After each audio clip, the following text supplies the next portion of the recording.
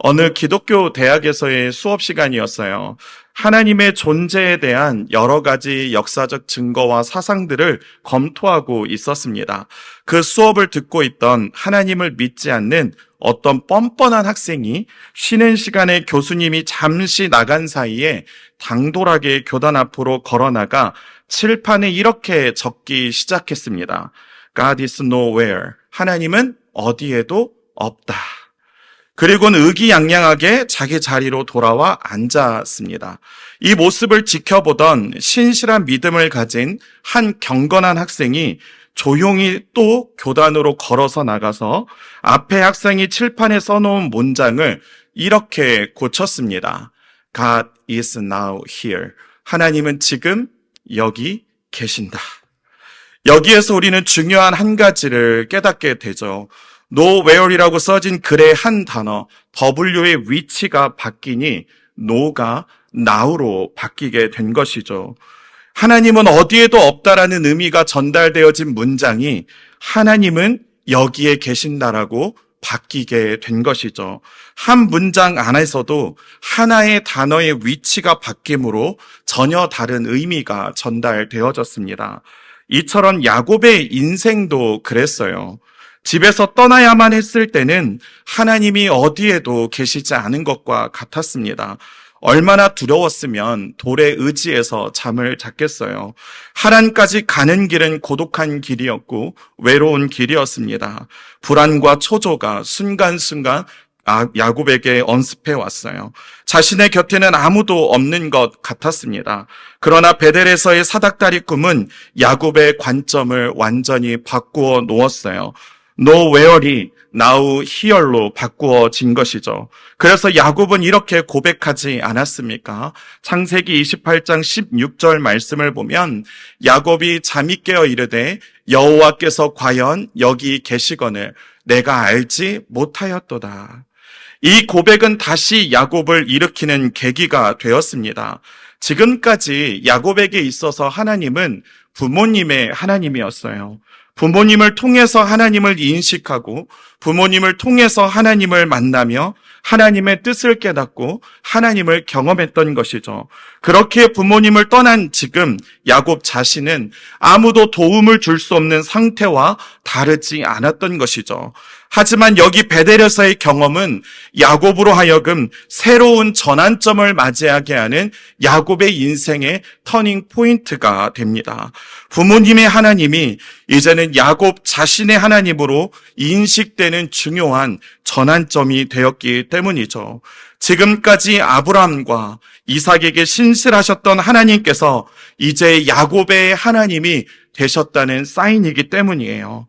야곱의 삶에도 이제는 신실하신 하나님의 역사가 함께 하신다는 것이죠.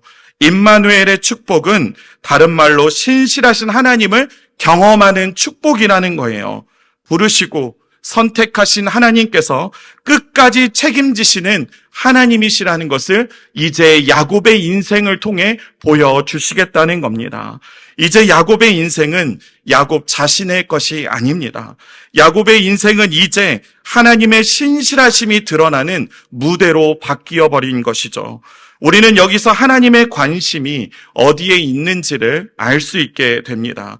하나님의 관심은 우리를 통해 당신의 신실하심이 드러나기를 원하신다는 것이죠. 야곱과 같이 우리의 인생도 하나님의 신실하심이 드러나는 무대가 될 수 있기를 주님의 이름으로 축복합니다. 자, 그렇다면 하나님은 야곱의 인생을 어떻게 바꾸어 가셨을까요? 오늘 저는 이것에 대해 본문을 가지고 두 가지로 말씀을 나누겠습니다. 우리 곁에 계신 성도님들과 이렇게 축복하면 좋겠습니다. 신실하신 하나님을 경험하며 살아갑시다. 하나님이 야곱을 어떻게 바꾸어 가셨을까요? 그 첫 번째는 하나님의 인도하심을 경험케 함으로 바꾸어 가셨어요. 본문 13절 말씀에 한 인물이 등장합니다. 라반이 그의 생질 야곱의 소식을 듣고 달려와서 그를 영접하여 안고 입맞추며 자기 집으로 인도하여 드리니. 자, 라반이라는 인물이 나오고 있어요. 라반은 야곱의 외삼촌이에요. 드디어 목적지 하란에서 하나님의 인도하심으로 외삼촌 라반을 만난 것이죠. 야곱 당시에는 지금처럼 정확한 주소지가 명시되어 있지 않았어요. 그렇게 누군가를 찾는다는 것은 쉬운 일이 아니었습니다. 그런데 야곱은 지금 외삼촌 라반을 만난 것이죠. 이 부분은 하나님의 인도하심이 부각되고 있는 부분입니다. 야곱이 찾은 것이 아니라 하나님이 인도하셨기 때문에 그래요. 자, 그러면 왜 그럴까요? 야곱은 한 달이 넘는 여정을 마치고 도착한 곳을 29장 1절에서 이렇게 표현합니다. 야곱이 길을 떠나 동방 사람의 땅에 이르러. 자, 여기 동방 사람의 땅이라는 표현이 나오죠. 우리는 이 표현에 주목할 필요가 있습니다. 이 표현은 정확한 표현이 아니에요. 지금 야곱은 어렴풋이 지금 자기가 어디에 와 있는지를 포괄적으로 나타내고 있는 거예요. 정확한 자신의 GPS 좌표를 알고 말하는 것이 아니에요.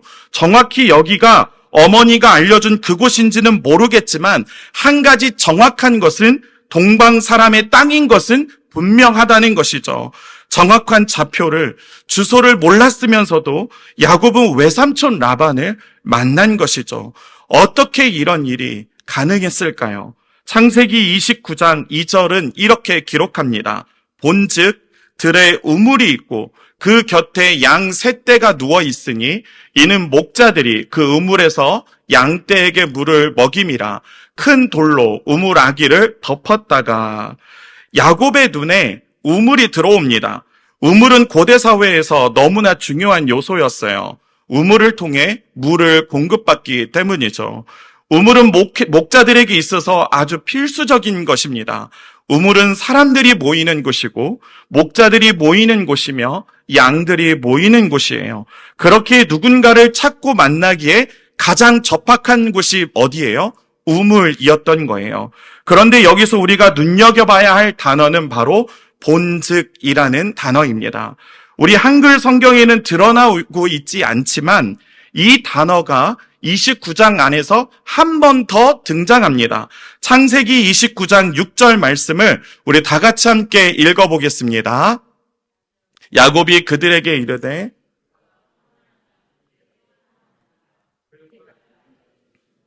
몰고 오느니라. 자, 분명히 우리 한글 성경에는 본즉이라는 단어가 없어요. 그런데 이것을 영어 성경 킹 제임스 버전으로 이 구절을 보게 되면 본즉이라는 단어가 포함되어져 있습니다. 그래서 이 버전을 살려서 창세기 29장 6절을 읽어보면 이렇습니다. 야곱이 그들에게 이르되 그가 평안하냐? 이르되 평안하니라. 본즉 그의 딸 라헬이 지금 양을 몰고 오느니라. 야곱이 사람들과 대화하고 있는 그 정확한 시간에 누가 양을 몰고 오고 있어요? 라헬이 양을 몰고 우물에 나타난 것이죠. 그것을 지금 부각시키고 있는 단어가 본즉이라는 단어예요. 야곱이 사람을 찾아야 할 때 정확히 우물을 보게 되었고, 야곱이 라반에 대해 물어봤을 때 그 정확한 시간에 라헬이 양을 몰고 오는 것을 우리는 모두 다 우연이라고 말할 수 있을까요? 아닙니다. 이것은 우연을 가장한 하나님의 인도하심이 있었던 거예요. 다시 말해서 여기서 본즉이라는 이 단어는 야곱이 라반을 그리고 라헬을 만날 수 있도록 역사의 뒤에서 인도해 가시는 하나님의 모습이 드러나고 있는 것이죠. 제가 미국에서 유학을 가서 얼마 있지 않아서 있던 일이에요. 제가 미국에서 정착하게 된 교회 부목사님이 저는 쌍둥이인 줄 몰랐어요. 하루는 유학생들이 함께 축구를 하게 되었습니다. 필라델피아에서 이민 목회를 하시는 목사님들의 팀과 우리 유학생들 팀이 축구 경기를 하게 되었어요. 저는 농구를 잘했지 축구는 소위 개발이었습니다. 그래서 저는 축구를 별로 좋아하지 않아요. 만약 축구를 하게 된다면 제 포지션은 항상 골키퍼였습니다. 그런데 그날은 키퍼가 있어서 수비를 보게 되었어요. 그렇게 경기는 시작되었고 경기를 하다 보니 어디서 많이 뵌 분이 거기에 계신 거예요. 더 자세히 봤더니 그분은 제가 방금 정착하게 된 교회에 부목사님과 너무나 똑같이 생기셨던 거예요. 그래서 전반전이 끝나고 그분에게 가서 인사를 했습니다. 그랬더니 그분이 이런 경우를 많이 경험하셨는지 제게 이렇게 말하는 거예요. 아, 또 우리 형을 보고 저로 착각하셨군요. 그분은 제 쌍둥이 형이에요. 그러면서 자연스럽게 그분과 한참을 이야기를 하게 되었어요. 그러던 중 저는 축구를 좋아하지 않는데 축구 경기를 하게 되었다고 말을 하고, 그랬더니 이분이 제게 그럼 좋아하는 스포츠가 뭐냐? 저는 농구예요 라고 말했어요. 그랬더니 이 근처에서 농구 경기를 할 수 있는 곳이 있다라고 가르쳐줬어요. 그래서 제가 거기가 어디입니까? NBA의 고장이 이 미국에서 저는 농구를 꼭 한번 해보고 싶어요 라고 얘기했더니 그분이 이렇게 말해주는 거예요. 왜 멀리서 찾아요? 우리 형이 목사님이 다니는 교회 농구팀을 이끌고 있어요. 우리 형을 찾아가 보세요. 그래서 저는 주일에 그 목사님을 만나서 농구에 대해서 이야기를 나누게 되었습니다. 그렇게 저는 그 팀에 소속될 수 있게 되었어요. 매일 주일 저녁에 저는 그 팀에 소속되어 2세들과 함께 농구를 할 수 있는 길이 열리게 된 것이죠. 그런데 제가 이 이야기를 말씀드리는 이유는 이 만남이 하나님의 인도하심의 시작이 되었기 때문입니다. 이 만남을 통해 하나님께서는 아무런 연고 없던 저의 길을 여시기 시작하셨어요. 이 만남을 통해서 저는 이 교회의 장학생으로 발탁되게 됩니다. 저는 이 교회의 장학생이 되어 매달 장학금을 지원받게 되었어요. 이 만남을 통해 저는 이 교회의 교육 목사가 되게 됩니다. 이 만남을 통해 미국에서 저의 유학의 모든 코스를 마칠 수 있도록 많은 후원자들을 만나게 됩니다. 한 번도 가본 적 없는 미국이라는 땅에서 아무런 연고도 없는 곳에 덩그러니 던져진 환경에서 아내와 자녀들을 데리고 와서 어떻게 해야 할지 만감이 교차하고 있었을 때 하나님은 이미 저의 길을 예비하시고 인도하고 계셨던 것이죠. 생각해 보십시오. 축구를 보는 것은 좋아하지만 하는 것을 싫어하는 제가 축구를 왜 하러 갔으며 그곳에 쌍둥이 목사님은 왜 나타났고 그 목사님을 보고 저는 착각해서 인사를 하면서 이 모든 만남은 왜 시작되었던 것일까요? 그렇습니다. 사랑하는 성도 여러분, 야곱은 하나님의 인도하심을 이제 자신의 삶에서 경험하기 시작했습니다. 그때의 감정을 주체할 수 없어서 야곱은 11절에서 이렇게 반응합니다. 그가 라헬에게 입맞추고 소리내어 울며. 야곱의 이 울음을 학자들은 이렇게 표현해요. 야곱이 운 것은 반가움에 대한 극적인 표현이었다. 얼마나 불안했겠어요. 얼마나 초조했겠습니까? 얼마나 두려웠겠어요. 만나지 못하면 어디에서 어떤 일을 당할지 모르는 상황이었습니다. 무슨 험한 일을 경험하게 될지 모르는 난감한 상황 가운데 한 달이 넘는 여정의 끝에 라반의 딸 라헬을 만났다는 것이 얼마나 그에게는 기쁨이었을까요? 이것은 야곱의 안도의 눈물이었어요. 야곱은 이렇게 삶의 구비마다 하나님의 인도하심을 경험하며 하나님의 살아계심을 체험합니다. 이 경험은 야곱으로 하여금 삶의 주어를 자신에게서 하나님으로 바꾸는 전환점들이 되게 됩니다. 하나님은 야곱의 삶을 인도하셨듯이 저와 성도님들의 삶 또한 인도하셔서 우리를 부르시고 선택하신 하나님의 신실하심을 나타내십니다. 이 하나님을 굳게 붙들고 나아가는 저와 성도님들이 될 수 있기를 주님의 이름으로 축복합니다. 하나님은 야곱의 인생을 어떻게 바꾸어 가셨습니까? 두 번째로 사람을 통해 바꾸어 가셨어요. 외삼촌 라반을 만나 야곱은 한 달간 라반의 집에서 거주하게 됩니다. 한 달 정도면 야곱이나 라반이나 둘 다 이렇게 생각했어요. 야곱이 다시 고향으로 돌아갈 충분한 시간이다. 이것은 리브가의 말 때문이에요. 창세기 27장 44절과 45절 말씀에 보면 리브가는 야곱에게 이렇게 말했어요. 내 형의 노가 풀리기까지 몇 날 동안 그와 함께 거주하라. 내 형의 분노가 풀려 내가 자기에게 행한 것을 잊어버리거든 내가 곧 사람을 보내어 너를 거기서 불러오리라. 어찌 하루에 너희 둘을 잃으랴. 그런데 상황은 전혀 달랐습니다. 이 이후로 야곱은 20년 동안 고향 땅을 밟지를 못해요. 왜 그럴까요? 모든 시간은 하나님의 주권 안에 있기 때문이죠. 아무리 빨리 가고 싶어도, 아무리 빨리 돌아가고 싶어도 시간의 주권자 되신 하나님의 인도하심이 있어야 되기 때문입니다. 하나님께서 열지 않으시면 돌아갈 수가 없어요. 홍해 사건을 보십시오. 홍해 앞에 놓여있는 이스라엘 백성들의 상황을 다시 한번 생각해 보세요. 뒤에서는 애국 군대가 쫓아오고 있습니다. 자, 이 애국 군대가 쫓아온다는 보고를 받았다면 모두가 어떻게 생각할까요? 이왕 갈라줄 거면 빨리 갈라주시면 좋지 않습니까? 홍해를 빨리 갈라주셔서 빨리 그 길을 지나갈 수 있게 해주면 얼마나 좋겠어요. 그런데 죽을 수도 있는 위기 앞에 놓여있는 이스라엘 백성들의 상황과 하나님의 시간은 다르게 흘러갑니다. 출애굽기 14장 21절 말씀을 우리 같이 읽겠습니다. 모세가 바다 위로 손을 내밀매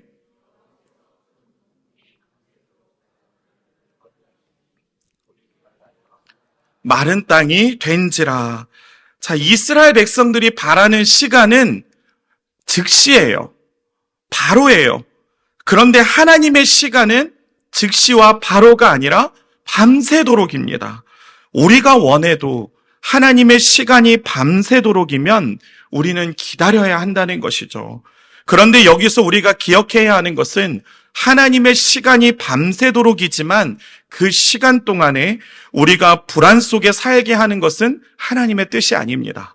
그 시간 동안에 하나님의 보호하심이 함께하고 있다는 것이죠. 출애굽기 14장 19절과 20절 말씀에 또 한 번 나타납니다.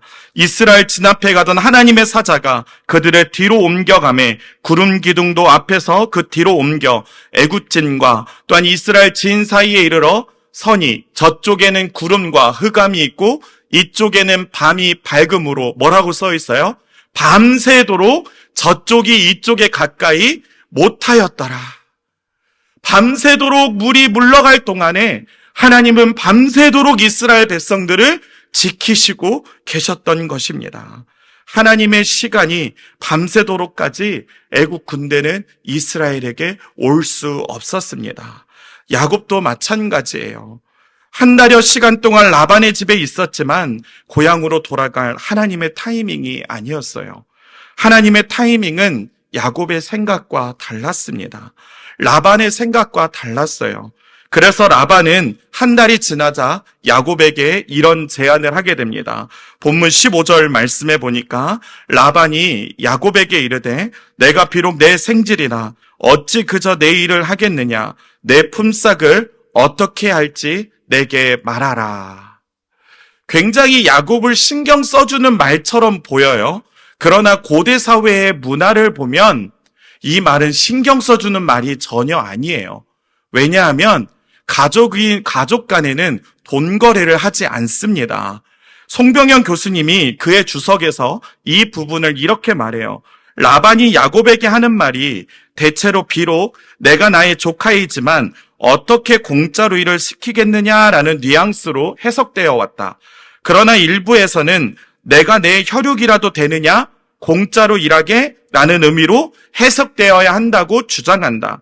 이 경우 라반이 야곱을 우물가에서 처음 만났을 때 한 가족으로 인정한 것을 번복하는 것이다. 왜냐하면 그 당시 관습에 의하면 가족들은 결코 노동에 대한 대가를 받지 않았는데 라반이 지금 야곱에게 삭슬 주겠다고 제안하고 있기 때문이다. 그는 야곱과의 외삼촌, 조카의 관계를 고용주, 고용인의 경제적인 관계로 강등시키고 있다. 라반의 이러한 말도 안 되는 제안을 야곱은 수락합니다. 이유는 라반의 딸 라헬을 너무나 사랑했기 때문이죠. 그는 라헬을 위해 친히 고용인의 위치에서 7년을 생활합니다. 하지만 야곱은 또다시 라반의 계략에 넘어가 라헬을 위해 더 7년을 일하게 되죠. 라헬을 얻기 위해 그는 총 14년의 종살이를 그의 삶에 살아가게 되는 하나의 토막이 되게 됩니다. 읽지는 않았지만 창세기 29장 27절 말씀을 보면 이를 위하여 7일을 채우라. 우리가 그도 내게 주리니 내가 또 나를 7년 동안 섬길지니라. 우리는 성경을 많이 읽어서 이미 알아요. 라헬이 아닌 레아를 먼저 줬어요. 언니 레아를 줬는데 바로 그 다음날 라헬을 준 것이 아니라 또 7일 후에라고 얘기해요. 왜 7일 후에냐면 당시의 결혼식이 잔치를 벌여졌는데 일주일간 벌여졌기 때문에 그래요. 그 결혼식이 7일이 지나야 끝나기 때문에 그렇습니다. 그래서 7일 후에 지나야 내가 라헬을 비로소 주겠다라고 하는데 조건을 또 붙이죠. 그 후에 너는 또 몇 년을 섬겨야 된다고요? 7년을. 총 14년을 그는 라반을 섬겨야 했습니다. 여기서 우리는 마치 야곱과 에서의 관계가 오버랩되지 않습니까? 팥죽 한 그릇을 가지고 장자의 명분과 거래를 하고 형 에서처럼 자신을 꾸며 아버지 이삭에게 들어가 아버지를 속이고 축복을 받아낸 야곱의 모습이 지금 라반에게서 보여지고 있지 않나요? 야곱은 지금까지 자신의 꾀를 믿고 살아온 사람이었어요. 자신의 꾀로 장자의 명분도 축복권도 다 자신의 것으로 만들었습니다. 그런데 그런 야곱에게 하나님은 라반을 통해 가르치시기 시작합니다. 라반 안에서 그동안 형을 속이며 살아왔던 자신의 모습을 발견하며 얼마나 찔렸겠습니까? 그런데 이상하지 않나요?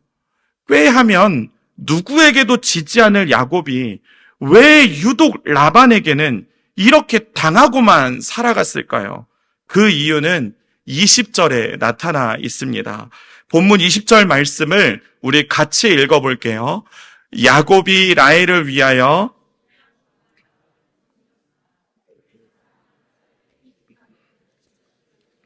아멘.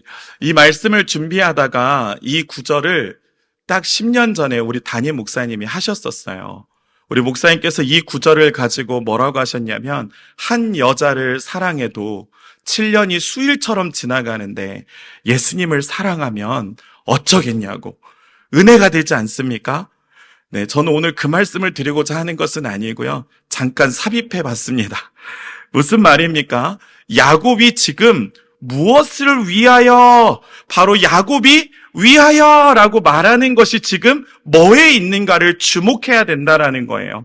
야곱의 위하여가 지금 잘못되었다는 거예요.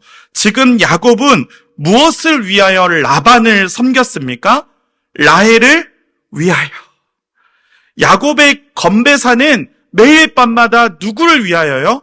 라헬을 위하여. 라헬을 위하여, 라헬을 위하여였습니다. 라헬에게 눈이 멀어서 자신의 삶의 위하여를 잘못 설정하게 된 것이죠. 창세기 29장에서 이미 라헬은 하나님께서 야곱의 짝으로 만나게 하셨어요. 야곱과 라헬은 하나님의 중매로 만난 사람들입니다. 그런데 야곱은 라헬을 위하여 하나님께 복종한 것이 아니라 라헬을 위하여 누구에게 복종한 거예요? 라반에게 복종한 것이죠. 이것이 문제였습니다. 우리는 여기서 중요한 영적 진리를 깨닫게 됩니다. 우리의 삶의 수많은 위하여를 위해 우리는 누구에게 순종하고 있는가를 잘 살펴봐야 한다는 것이죠. 하나님은 야곱의 이 위하여를 바꾸기 위해 라반을 사용하셨어요. 지금까지 야곱은 장자의 명분을 위하여, 축복을 위하여, 그리고 여전히 라헬을 위하여 살아가고 있었습니다. 우선순위가 잘못된 거예요. 아무리 베델에서 하나님을 만났지만 그는 여전히 자신의 삶의 목적과 방향성이 자기 자신을 넘어가지를 못하고 있었던 거예요. 그래서 하나님을 라반을 통해 그런 야곱을 바꾸어가고 계셨던 것입니다. 그렇습니다. 사랑하는 성도 여러분, 하나님은 사람을 사용하십니다. 하나님은 야곱을 선택하시고 야곱을 부르셔서 아브라함과 이삭의 다음을 이을 메시아의 가정의 족장으로 세우셨어요. 야곱을 인도하시고 야곱을 축복하신 이유는 인류를 구원할 하나님의 거대한 구속의 드라마를 펼쳐가기 위함이었던 것이죠. 이 구속의 드라마를 위해 야곱의 위하여가 바뀌어야 되었어요. 먼저 그의 나라와 그의 의를 위하여로 바뀌어야 했던 것이죠. 이것을 위해 하나님은 라반을 사용하셔서 야곱을 변화시켜 가셨던 것입니다. 하나님은 사람을 사용하셔서 우리가 하나님의 사람답게 우리의 위하여를 먼저 그의 나라와 그의 의를 위하여로 바꾸어가고 계신 것이죠. 바로 이것을 바라볼 때 우리도 관계 안에서 역사하시는 하나님을 깨닫게 되는 것입니다. 관계 안에서 우리를 빚어가시는 하나님을 믿으며 우리를 하나님의 나라와 그의 의를 위하여 살아가게 하기로 변화시켜 가시는 하나님의 손길을 날마다 경험해가는 우리 모두가 될 수 있기를 주님의 이름으로 축복합니다.